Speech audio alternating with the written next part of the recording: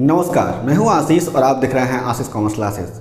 मेरे प्रिय साथियों, हम लोग अपने वीडियोस में बात कर रहे थे सेलिंग और एडवर्टीजमेंट की, जिसमें हम लोगों ने सबसे पहले सेलिंग को पढ़ लिया था। यदि आप चाहते हैं कि सेलिंग के सारे वीडियोस देखना, तो आप लोग हमारे प्लेलिस्ट में जाकर के सारे वीडियोस देख सकते हैं और अपने नोट्स भी बना सकते हैं। वहाँ पर लिंक मिला होगा, वहाँ से आप लोग पहुँच जाएंगे हमारी वेबसाइट्स, जिसका नाम है आशीष कॉमर्स क्लासेस।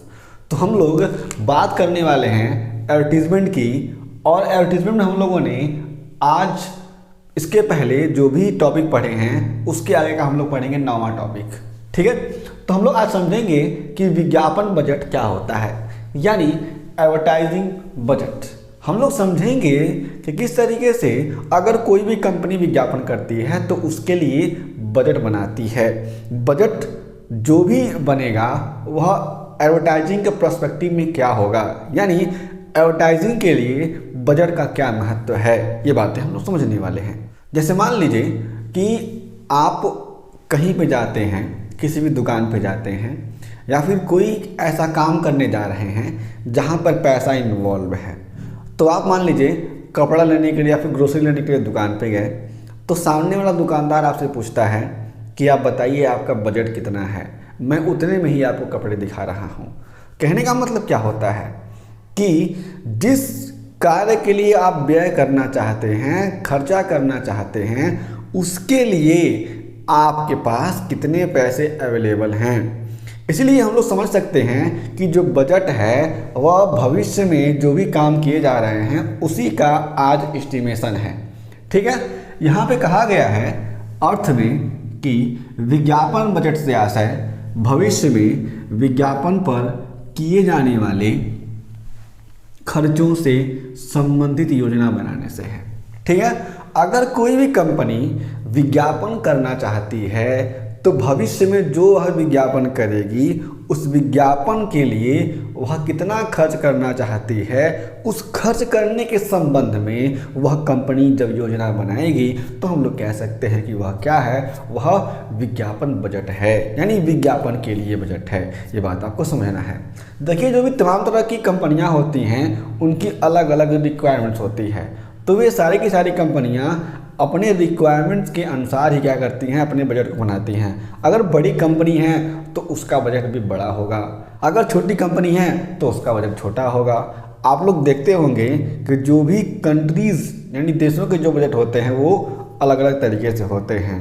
जो भी मैं अगर इंडिया की बात करता हूँ तो अगर छोटा राज्य है तो उसके लिए छोटा बजट बनता है, अगर कोई बड़ा राज्य है तो उसके लिए बड़ा बजट बनता है। तो उसी पर्सपेक्टिव में आप लोग इसको भी समझ सकते हैं।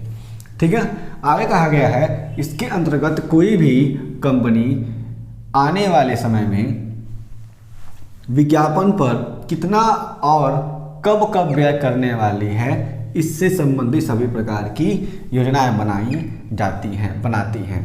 ठीक है ना। अब कहने का मतलब है कि जो भी कंपनी है वह आने वाले समय में कब यानी पूरे साल भर में किस महीने में कितना खर्च करने वाली है, इन सारी की सारी बातों को जब कोई भी कंपनी बजट बनाती है तो ध्यान में रखती है। ठीक है, आगे है विज्ञापन बजट में सम्मिलित मदें यानी खर्चे, item of expenses included in the advertising budget. जब कोई भी कंपनी एडवर्टाइजिंग बजट बनाएगी तो उसमें कौन कौन से खर्चे इंक्लूडेड होते हैं, मैं यहाँ पे नोट डाउन कर देता हूँ, आप सभी को बता देता हूँ। पहला है ए, विज्ञापन माध्यम की लागत, यानी जो भी एडवर्टाइजिंग मीडियम है, एडवर्टाइजिंग जो भी मीडिया है उस पर जो भी खर्चे हो सकते हैं उसकी बात की जा रही है। कहने का मतलब है कि जो भी रेस्पेक्टिव कंपनी है वह अपने प्रोडक्ट से संबंधित जिस एजेंसी के पास जाएगी उसका कितना खर्चा आएगा उसकी यहाँ पर बात की गई है।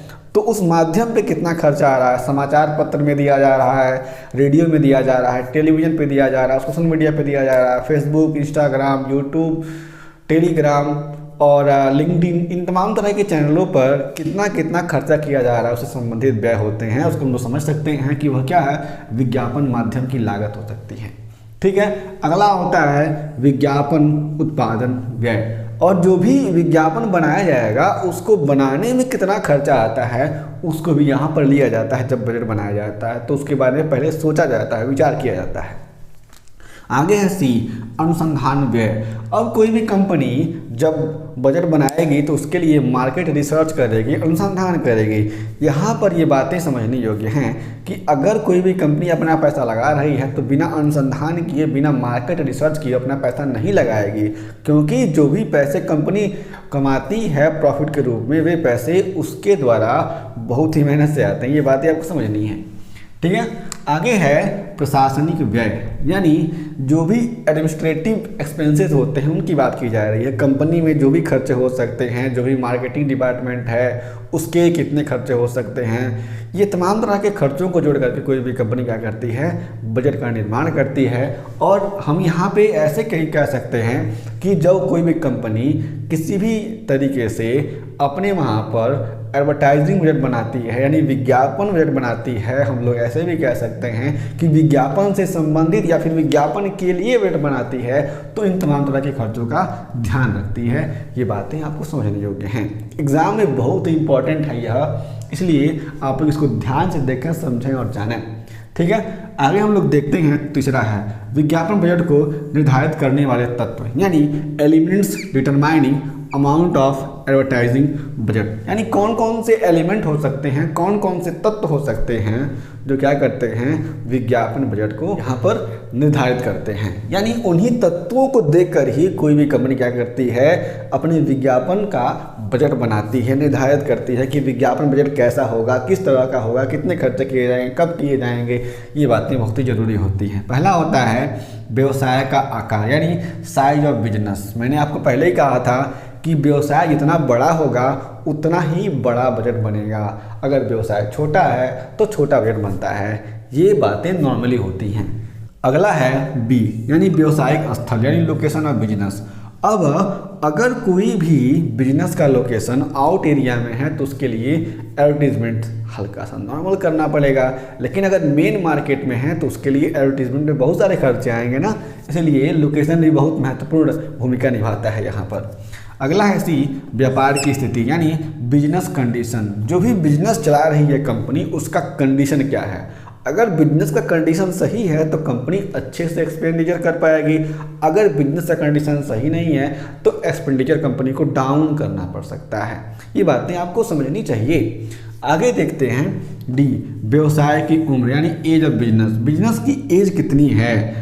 बिजनेस की एज से संबंधित हम लोग कह सकते हैं कि बिजनेस की एज जितनी होगी, मतलब बिजनेस जितना पुराना होगा, यहाँ पर उसकी ख्याति उतनी ही अधिक होती जाएगी।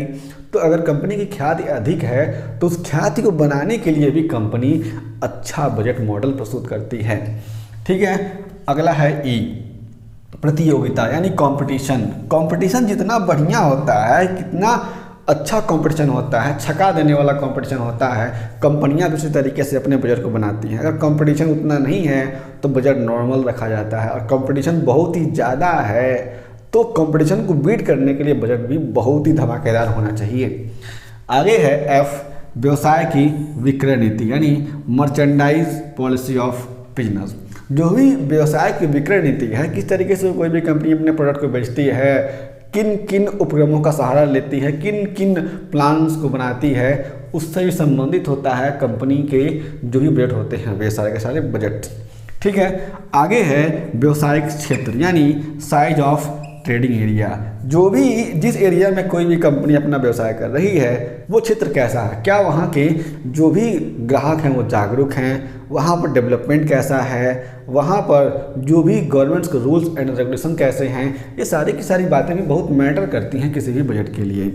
और अंतिम है एच, पुराना अनुभव, यानी पास्ट एक्सपीरियंस। कंपनी ने जो भी पहले बजट बनाया होता है उस बजट में जो भी एस्टिमेशन होता है और एक्चुअल फिगर क्या होता है, उन सारी की सारी बातों को भी कंपनी ध्यान रखती है कि पहले मैंने जो बजट बनाया था वो कैसा रहा, अब मैं जब बजट बनाऊंगी तो उसी के हिसाब से बनाऊंगी। इसलिए ये सारी की सारी बातें बहुत ही ध्यान रखने योग्य होती हैं जब कोई भी कंपनी विज्ञापन बजट बनाती है। तो मेरे अपने साथियों, हम लोगों ने आज 9वें लेक्चर में समझा कि विज्ञापन बजट किसे कहते हैं, यानी एडवर्टाइजिंग बजट क्या होता है। यह हमारा एडवर्टाइजिंग का 9वां लेक्चर है। हम लोग आगे भी तमाम तरह के और भी वीडियोस देखेंगे, समझेंगे, और यदि आपके पास कोई प्रश्न होता है तो आप लोग निश्चय ही अपने सारे के सारे प्रश्नों को जरूर बताएं। हम लोग आने वाले वीडियोस में बेसिकली अकाउंट्स को पढ़ने वाले हैं। अकाउंट से भी रिलेटेड आपके पास कोई प्रश्न होते हैं तो जरूर बताएं। हम लोग फिर से मिलेंगे। यदि आप चैनल पर नए हैं तो चैनल को सब्सक्राइब कर लीजिए, वीडियो को शेयर कर दीजिए और लाइक कर दीजिए। तब तक के लिए जय हिंद।